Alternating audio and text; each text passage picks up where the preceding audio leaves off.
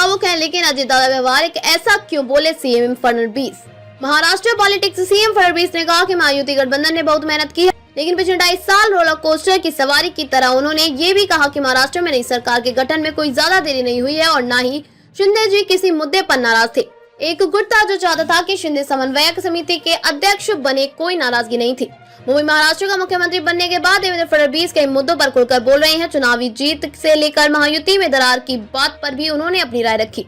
जब उनसे पूछा गया कि क्या डिप्टी सीएम एकनाथ शिंदे नाराज चल रहे थे, तो उन्होंने कहा कि ये सब अफवाह है, स्वभाव से भावुक हैं शिंदे। एक न्यूज चैनल को दिए साक्षात्कार में सीएम फडणवीस ने कहा कि एकनाथ शिंदे स्वभाव से भावुक हैं, जबकि उनके दूसरे डिप्टी सीएम अजित पवार अधिक व्यवहारिक व्यक्ति हैं। 2.5 साल रोलर कोस्टर की तरह। सीएम ने कहा कि महायुति गठबंधन में बहुत मेहनत की है, लेकिन पिछले 2.5 साल रोलर कोस्टर की सवारी की तरह रहे। उन्होंने ये भी कहा कि महाराष्ट्र में नई सरकार के गठन में कोई ज्यादा देरी नहीं हुई है और न ही शिंदे जी किसी मुद्दे पर नाराज थे।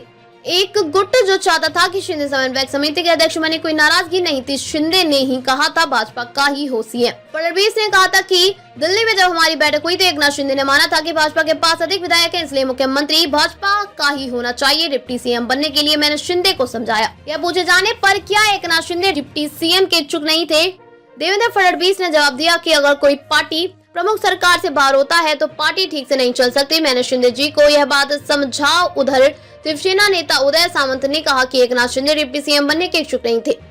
पार्टी विधायकों को नेताओं ने जोर देकर कहा कि उन्होंने सरकार का हिस्सा होना चाहिए, क्योंकि यह सुनिश्चित करना उनकी जिम्मेदारी है कि उनके द्वारा शुरू की गई योजनाओं को आगे बढ़ाया जाए। शिवसेना विधायक भरत गोगावले शुक्रवार को कहा कि एकनाथ शिंदे ने भाजपा से महत्वपूर्ण गृह विभाग मांगा है, जो कि पोर्टफोलियो आवंटन पर बातचीत चल रही है। गोगावले ने कहा कि राज्य विधानमंडल के शीतकालीन सत्र से ठीक पहले 11 से 16 दिसंबर के बीच कैबिनेट विस्तार होने की संभावना है।